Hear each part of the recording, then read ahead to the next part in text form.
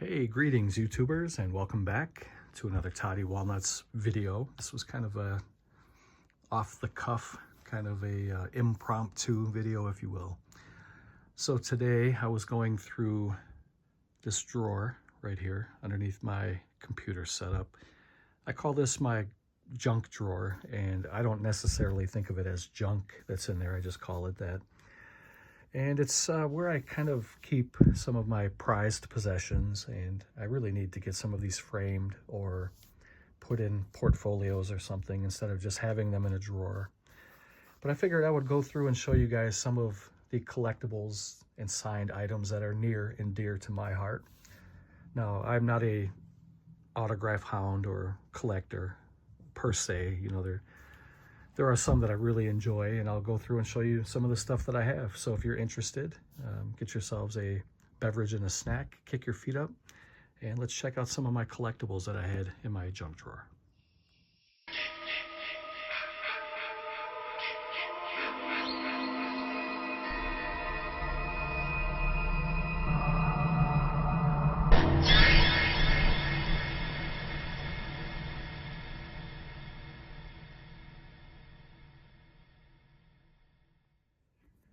So this first piece right here is a piece of cartoon animation history. This is an authentic concept art page from the director of Courage the Cowardly Dog. And this goes all the way back to 1995 when the show was going to be called The Chicken from Outer Space. So if Courage the Cowardly Dog had a rookie card, this would be it. This is an amazing piece. I bought this directly from John R. Dilworth, who is the artist and creator of Courage the Cowardly Dog. I love the show, Courage the Cowardly Dog. I think it's great. One of my favorite cartoons of all time.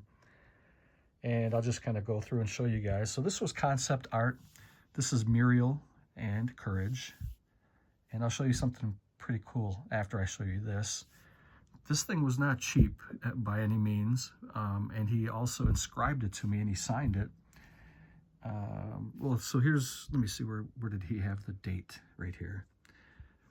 With my gratitude, this original animation drawing is especially for Todd, and that's me. And then he signed it from 1995. And this thing is just beautiful. You can tell it's on the artist stock paper, and he has little notes and some stuff crossed off. I absolutely love this. I got to get it framed. John Dilworth is very fan friendly. He has a YouTube channel, which I will link down below, and he also has an Etsy page where he sells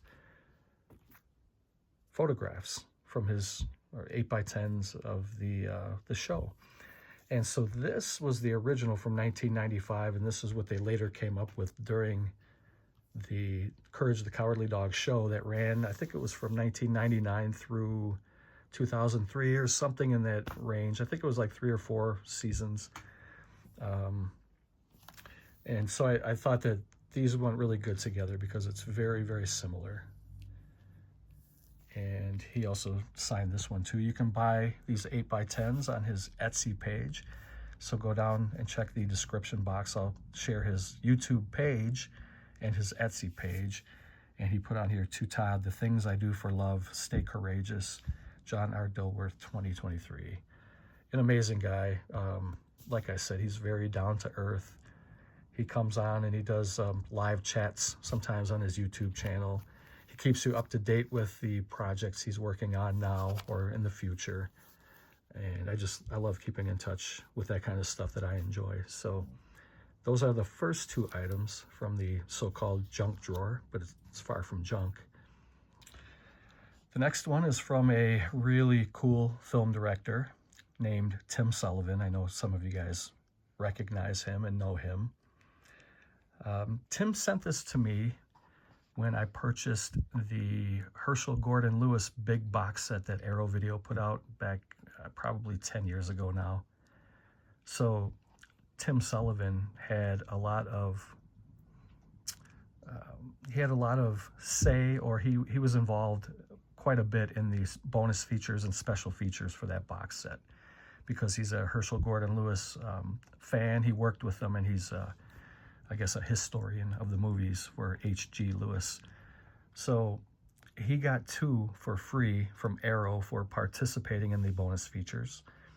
And I got 1 from him. And he also sent this to me, 2 walnuts, Herschel Gordon Lewis Forever, Tim Sullivan. Really, really cool guy. We kept in touch for quite a few years, but I haven't talked to him now in a few years.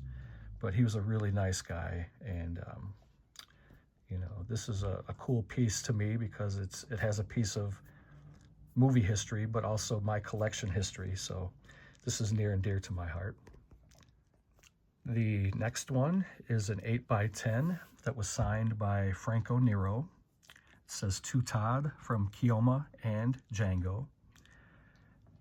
And this was a gift to me from Eastwood for Life fan. I'm sure many of you know who he is.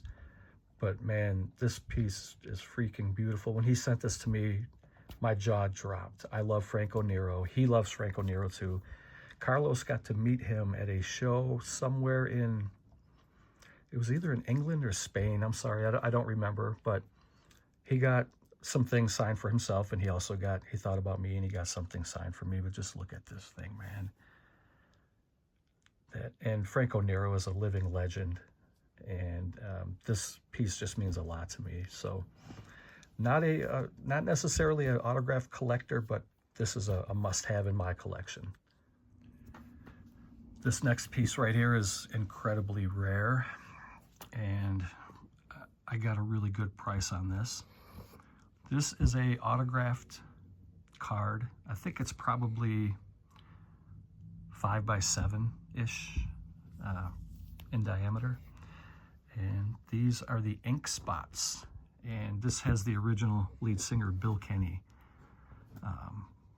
This is just amazing. And it has his brother, and this is when they were churning out the hits, Maybe, and I Don't Want to Set the World on Fire. This is the group right here. They've had many musicians come and go from this band, from the group over the years. But this was kind of the early hit making, and people consider this the original ink spots.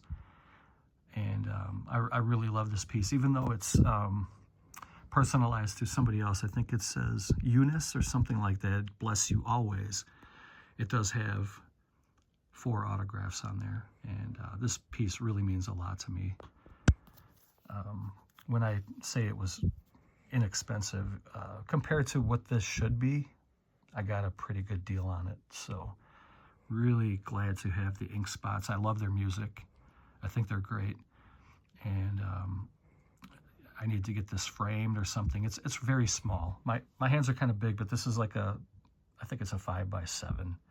So it's not very big, but I could probably get that framed somehow, and should get it framed just to kind of protect it. Really glad to have that piece. The next piece here was also not cheap, but this is something I really wanted for a long time. I got this probably 10 years ago, maybe 15.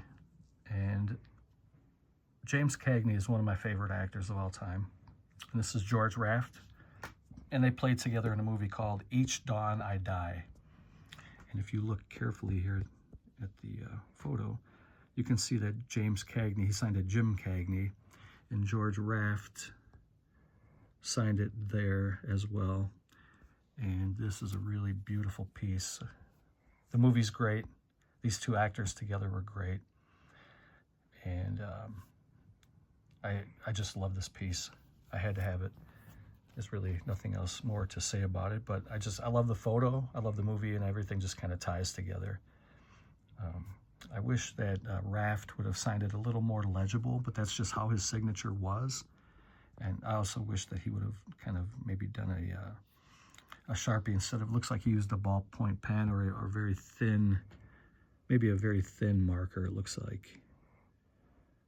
So, but I mean, it's still legible, and it's something I will never get rid of until the day I die. Somebody else will have this someday, but I'm going to enjoy it while I'm here. So this next piece is also very near and dear to my heart.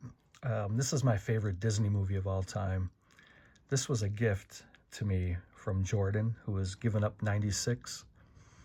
And And this is an 8x10 signed by the young voices of Todd and Copper.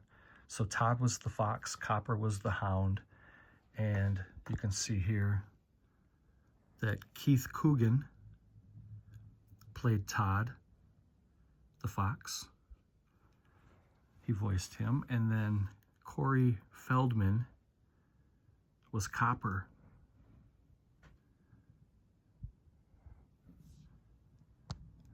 I think this was signed in about 10 years ago. And there's the little certificate of authenticity. And those are the two gentlemen who signed it. I just really love this cartoon. It's a great movie. There are so many great Disney movies, but this one to me, since I was a kid, maybe because my name's Todd and the fox was Todd, probably didn't hurt. But I mean, just the story of how two friends can be so tight when they're young and then they drift apart as they get older. There's social commentary in this movie, but it comes full circle at the end. It's a very, very touching ending. It doesn't really give you full closure, but it still leaves you feeling pretty good and a little bit sad at the end, if that makes sense. But just really glad to have this 8x10 signed by those two gentlemen. And the next one is very important to me. This is my favorite actor of all time. This is Robin Williams. And this is a scene from Mr. Mom. I'm kidding. This is, of course, Clint Eastwood from Pale Rider from 1985. Really, really glad to have this. I wish I had more signed by him. His stuff is very expensive. And I actually had a second piece that I sent to Carlos, who is Eastwood for Life fan. I don't remember if I sent it to him before he sent me the Django Franco Nero signature or after, but it was kind of like a, you know, he did me a favor kind of thing and I did him a favor. I don't know which order, it doesn't really matter. But this is a really cool piece, and you can see that Clint signed it right there in silver Sharpie. This was probably about 10 years ago now, or it's so hard for me to judge years anymore, because if I think it was a couple years ago, it was like 8 years ago. And anyway, this was, maybe it'll say here on the back what year it was. They're calling it an 8.5 by 11. I don't know. I don't remember what year. But I definitely need to get this framed and not be in a junk drawer. So really glad to have that piece. Great movie too. Next is a signed 8x10 by C.J. Graham from Jason Lives. And I like what he put on there. 18 kills, C.J. Graham, Jason 6. C.J. Graham as Jason Voorhees. What a beautiful photo. This was gifted to me by a friend that I used to work with. And apparently she purchased it at horrorautographs.com. But, I mean, that's a great piece. If you're a Friday the 13th fan or Jason fan, you got to have something like this in your collection. This next one is very, very near and dear to my heart.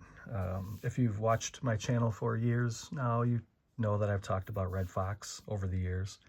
I think he's the funniest man who ever walked the face of the earth. In 1989, he played in a little movie called Harlem Nights. I know you guys know that one. A great movie. He got to play with Della Reese. He got to play with Eddie Murphy, Richard Pryor, and all those comedians are great. But I think Red Fox was just a little bit above all of them. Probably Eddie Murphy comes in a close second, and Richard Pryor is right up there too. But I love Red Fox, and I have a couple things signed by him. I'll show you those right now. First one here, he signed. This is from a movie called Norman, Is That You?, which I've never seen before. His autograph has always been very expensive. Even, 15, 20 years ago when I bought this, something like this was a couple $100. I don't even know what they're going for now. But some of these older legends, as time goes on, their autograph becomes more valuable. It's just how it goes.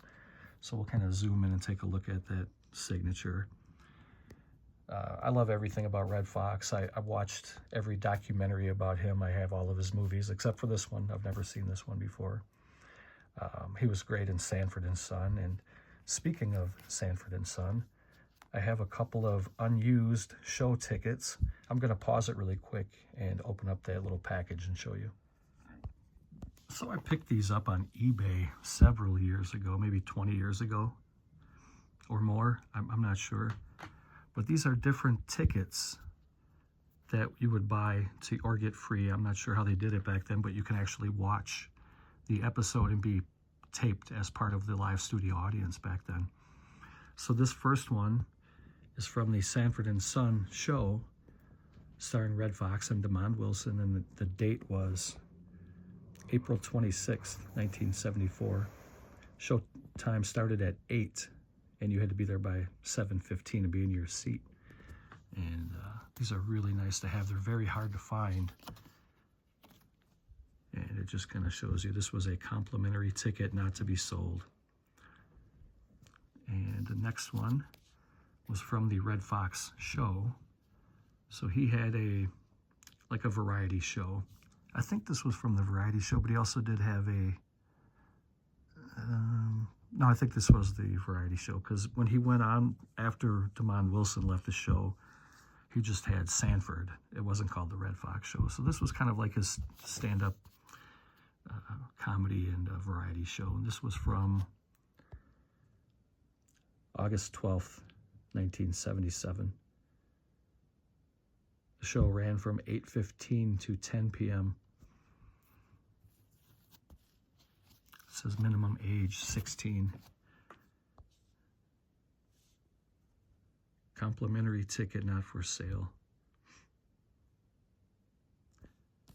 And there's another Red Fox show, this time from February 28th, 1986. It says videotaped at Hollywood Studios, Stage 4.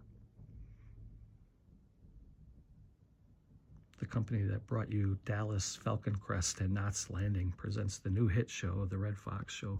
I believe this is when they tried to resurrect that show.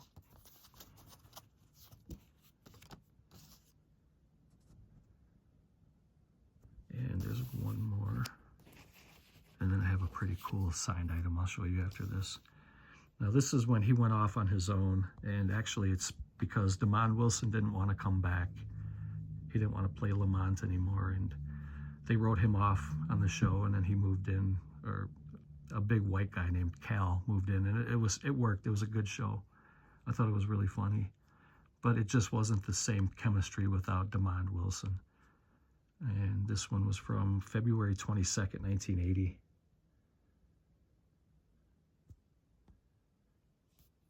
Videotaped at KTTV Stage 7, Sunset Boulevard.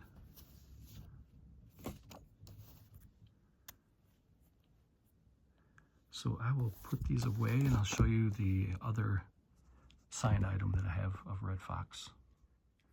So here's that second item. This is really cool to me anyway. This was from the Red Fox Productions, Inc.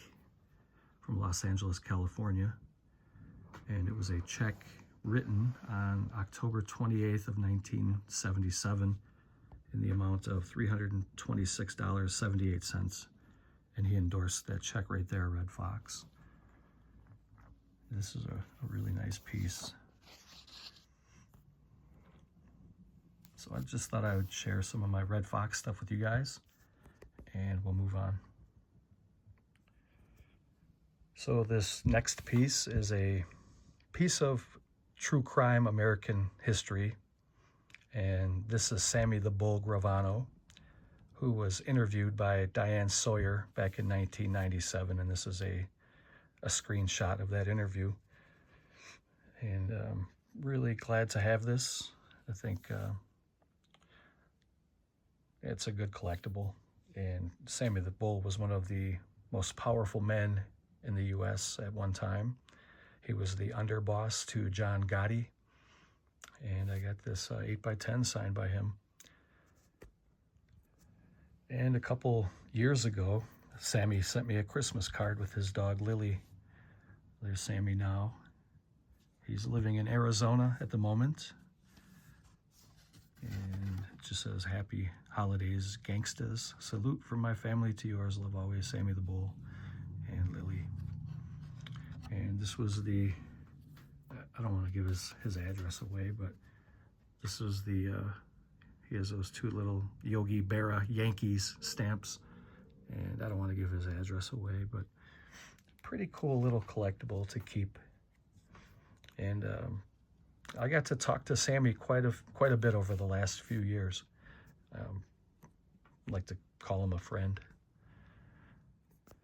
And this past Christmas, I got a beautiful Christmas card from Dean Martin's daughter, Dina Martin, and her husband, John Griffith. And I mean, that's a beautiful card. And it just says, "Wishing you a sparkling holiday season and a brilliant new year, 2025. Really nice. She didn't have to do that, but she did. And I can't give her address away, but there's her little mailing address. I'm going to send her one next year. So really glad to have that. It was unexpected that she sent that to me, and it felt really nice. So a few years back, I ordered some bottles of wine that were signed by Adrienne King. And even though I'm not a drinker, I still have the wine bottles, and they're still full of wine. They're autographed.